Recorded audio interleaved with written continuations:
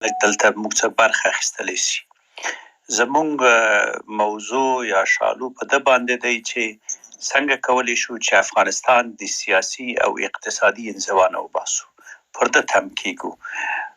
امارت اسلامي افغانستان په افغانستان کې حاکمیت لري، دا یو واقعیت دی او دغه واقعیت سره افغانانو سره رقم کولی شي خبرې وکړي. سره رقم دلته یو ډایلاګ یا یو داسې میکانیزم مطرح شي چې دغه په سوري کې وشو کولی افغانستان د همدغه ناورین نه، دغه سیاسي او اقتصادي ناورین نه ووځي او دا په هغه صورت کې وتلی شي چې موږ یو بل ومنو، تر څو مو چې یو بل نه یې منلی. په افغانستان کې داسې یو نظام یا داسې یو ډله نشته چې هغه په افغانستان کې انسانان نه وي وژلی، او داسې یو ډله هم ځان ته براعت نشي ورکولی چې هغه بالکل سپېڅلی دی. افغانستان کې هر ډله هر چې ځان ته یو څه کړي. اوسنی شرایط کې موږ دا وایو چې هر نوع جګړه د افغانستان د ملي منافعو پر خلاف دی. پس له دنه په افغانستان کې باید جګړه ونشي، دغه نظام سره د خبرې وشي او دغه نظام سره د په ټولو اموراتو کې افغانان حق لري چې خبرې کوي. د پلیټفارمونو یا سپیسونه یوازینی هدف دا ده چې دلته یو فضا د ایجاد شي چې د هغه فضا تر سوري لاندې وشي کولی افغانان د یو بل سره خبرې وکړي.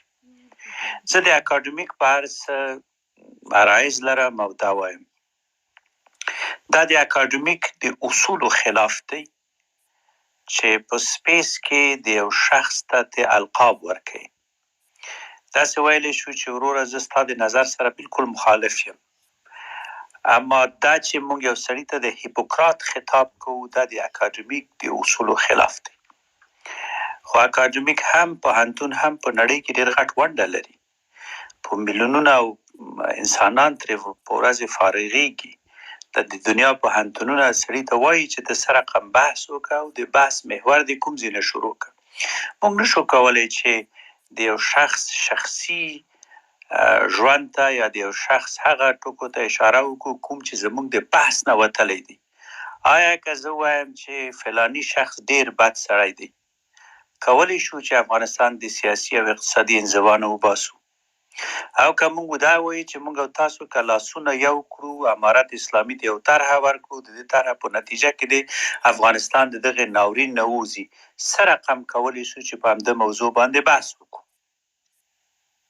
بل موضوع دا دی چې کله په یو موضوع باندې چې تم کیږو، هیله مو دا دی چې داسې مسایل مطرح نه کړو چې موږ د بحث نه بلې خواته وړي. مثلا که موږ وایو چې د افغانستان فعلي یا اقتصادي یا سیاسي انزوا سره رقم د سره رقم باید وځي، په همده باندې به تم شو. کولی شو چې وایي افغانستان د باید داسې یو ناپیهلی بې طرفه سیاست ولري چې د هغه په نتیجه کې افغانستان وژغورل شي. داسې ویلی شو چې افغانستان دی که دغه چینیانو سره او روسانو سره داسې تعلق لري، امریکایانو اروپا سره داسې تعلق لري، دغه په تعلق نتیجه کې افغانستان په رسمیت پیژندل کیږي. که موږ وایو چې هر افغانستان کې داسې یو ستره لویه اسلامي جرګه منځته راشي، د هغه په نتیجه کې د افغانان خپل مشروعیت حاصل کړي او دغه مشروعیت په نتیجه کې افغانستان کولی شي د سیاسي او اقتصادي انزوا نه ووځي. په دې لحاظ کولی شو پر داسې یو میکانیزم باندې کار وکړو چې هغه د تفاهم ژبه وي او د تفاهم ژبه پرته له اخلاق نه امکان نه لري. توپیرونه د نظر توپیرونه او د فکر توپیر او د سلیقې توپیر ټول لرو. ټول هر انسان د بل انسان سره په نظریاتو کې په افکارو کې مخالف دی، اما دلته ځینې مسایل دلته ډیر درون پروت دی. وطن مو مشترک دی، خاوره مو مشترک دی، دین مو مشترک دی، د افغانستان ارزښتونه مو مشترک دي. اما افغانستان تاسو ګورئ چې په دې خطه کې تر ټولو وروسته پاتې ملک دی. نو ولې مو وروسته پاتې ملک دی؟ د دلیل څه شی دی؟ ولې تر اوسه موږ نشو توانېدلی چې داسې یو حاکمیت ولرو چې هیڅ یو ملک زموږ په امورو کې مداخلت ونه کړي؟ نه ایران زما افغان ووژني او نه پاکستان زما له ادرس نه خبرې وکړي او نه واشنګټن له ما لپاره د سرنوشت خبرې کوي. د هغه وخت کې کېدلی شي چې موږ یو بل ومنو. په هغه صورت کې چې زه ته یو بل ونه منو، د افغانستان پر ملي مسایلو باندې خبرې ونکړو، په یو اکاډمیک او علمي ډسکشن کې معیار دا ده چې د یو بل د زغملو توان ولرو. زه ته چې یو بل ونه زغمو، هیڅ کله کېدای نشي پر یو موضوع باندې تم شو او د افغانستان د ملي منافعو له ادرس نه خبرې وکړو. دا حقیقتونه دي. انسانان سهوه کوي، نظامونه سهوه کوي، رژیمونه هم سهوه کوي. هر ټولنه، یو حکومت یا انسان چې یو عمل کوي، هغه عمل کېدای شي مثبت وي، کېدای شي منفي وي، اما کېدای شي خطا وکړي، کېدای شي مخته لاړ شي. په دې لحاظ عرض مو دا دی، موږ د افغانستان د ملي منافعو په تحلیل کې خبرې کوو.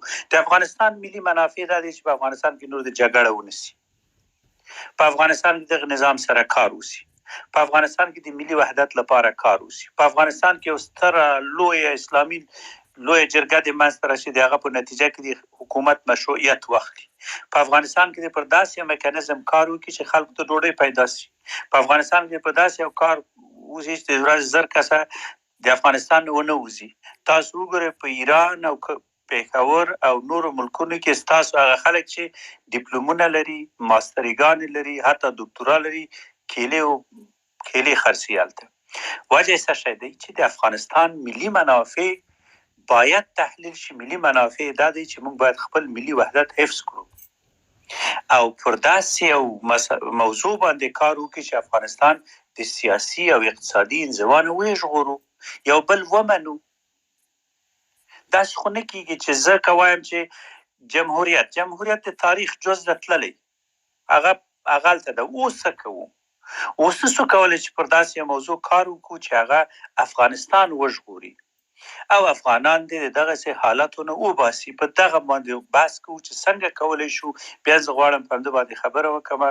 قاضي صاحب هم شاید ځان سره مسایل لیکلي وي.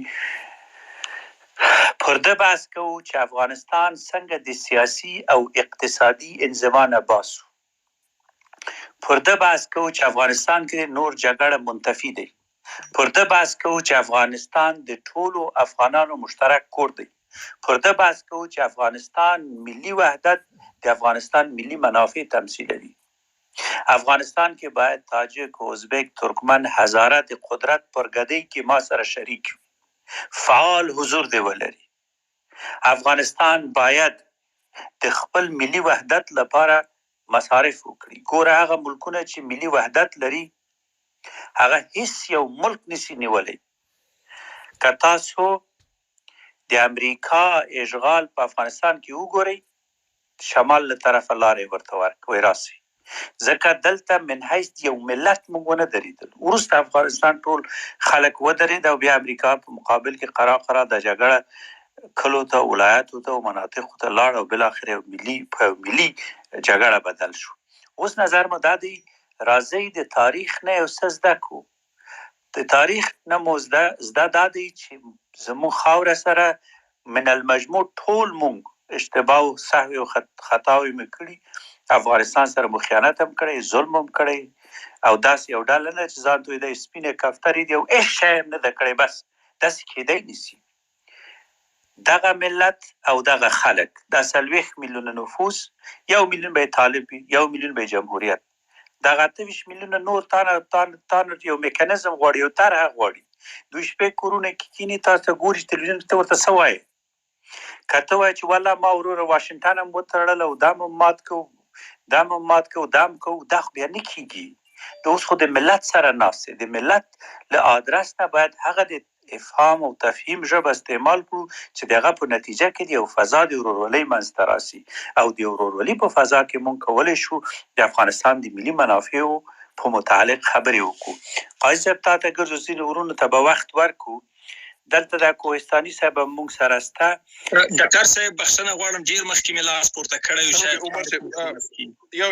عمر صاحب تاسو